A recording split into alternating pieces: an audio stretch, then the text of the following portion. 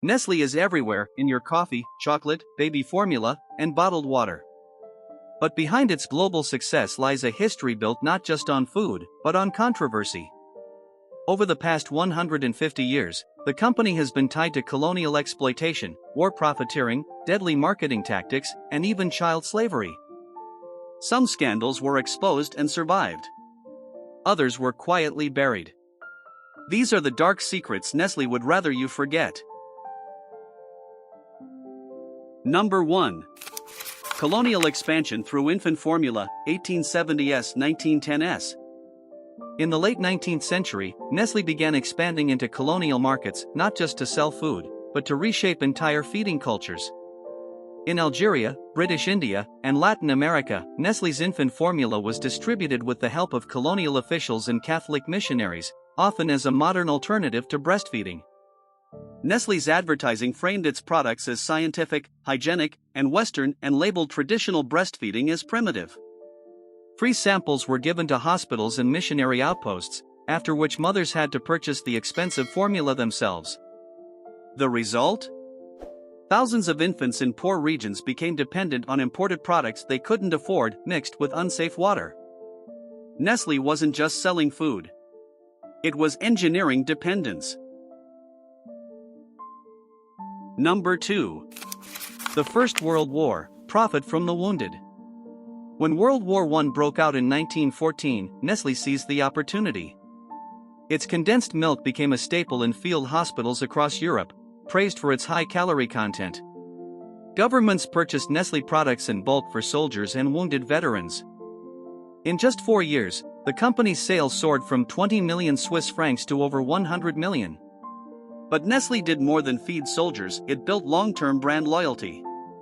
Returning troops associated the brand with nourishment and survival. Nestle's transformation from a small Swiss firm into a multinational powerhouse was born on the battlefield, literally fed by war. Number 3. Nestle's shadow role in Nazi-era Europe. Despite Switzerland's neutrality in World War II, Nestle's operations in occupied France and Germany were far from neutral. Internal documents reveal that Nestle subsidiaries in Vichy France continued operating under Nazi regulation. In 1942, the company acquired a production license from German authorities to continue manufacturing in occupied territories. Meanwhile, Nestle made strategic political donations, including 1 million Swiss francs to the Nazi Party in 1940, according to a Swiss federal inquiry in 1997.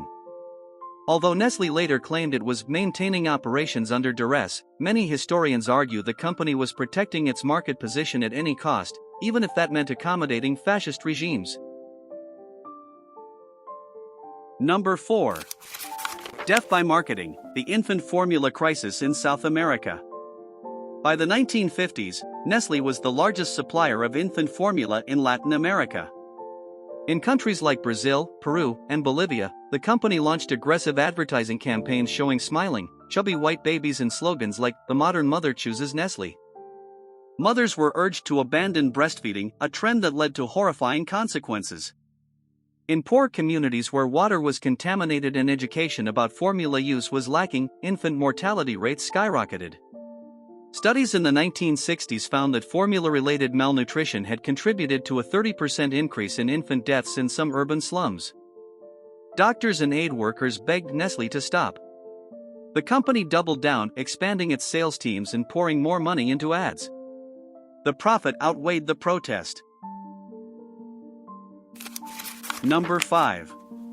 Was Nestle involved in the Congo Crisis? In the early 1960s, Nestle owned a major dairy processing plant in the Congo, a former Belgian colony. When Prime Minister Patrice Lumumba began nationalizing foreign assets, Nestle's future in the region was suddenly in jeopardy. After Lumumba's assassination in January 1961, with covert backing from the CIA and Belgian intelligence, Nestle swiftly secured new agreements with the Western-backed regime of Joseph Mobutu. While there's no smoking gun, journalists and historians have long speculated that Nestle, like other corporations, had a vested interest in regime change and may have used diplomatic pressure to maintain control over lucrative supply chains. The truth remains buried, but the timing raised eyebrows. Corporate neutrality? Or quiet complicity? Number 6. Building the milk cartel.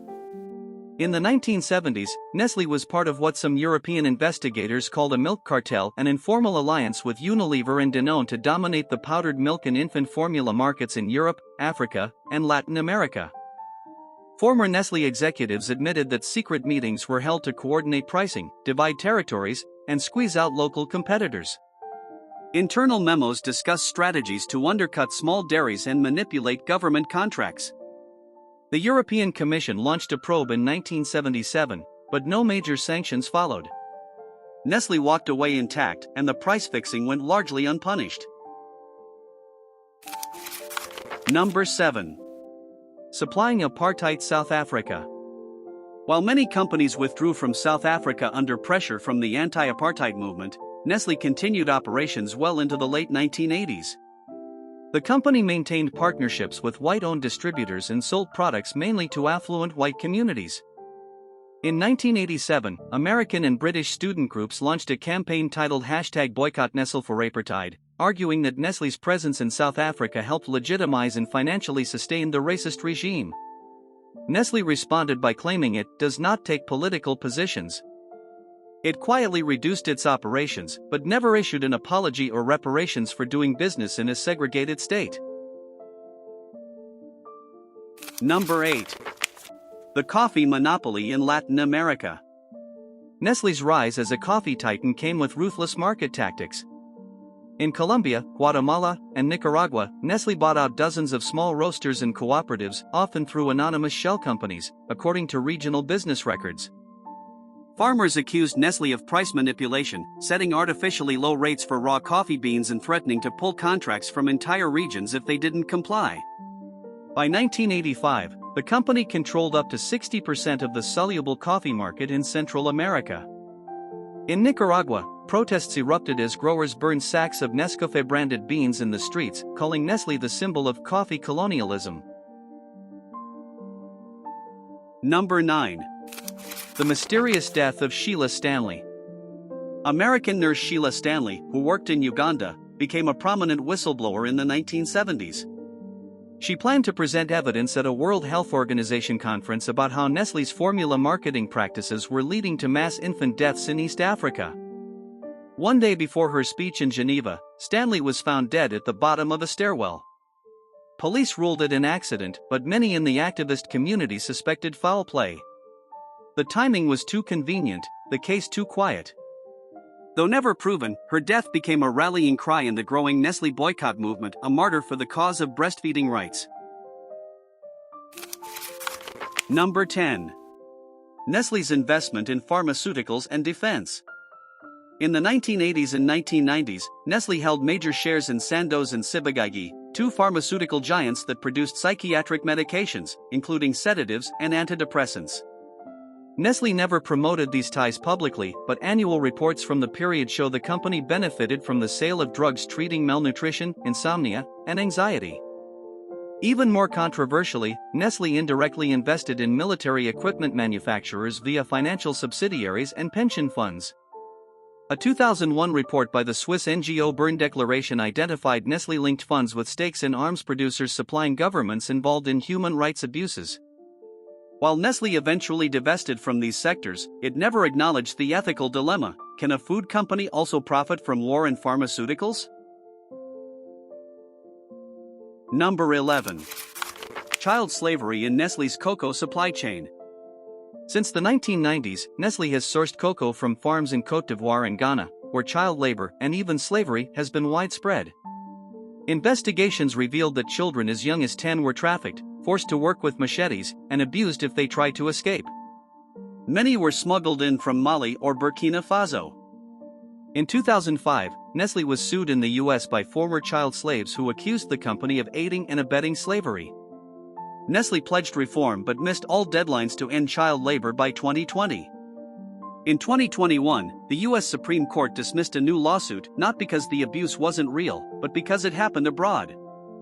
Despite decades of pressure, a 2023 report found that over 1.5 million children still work in the West African cocoa sector, and Nestlé remains one of its biggest buyers.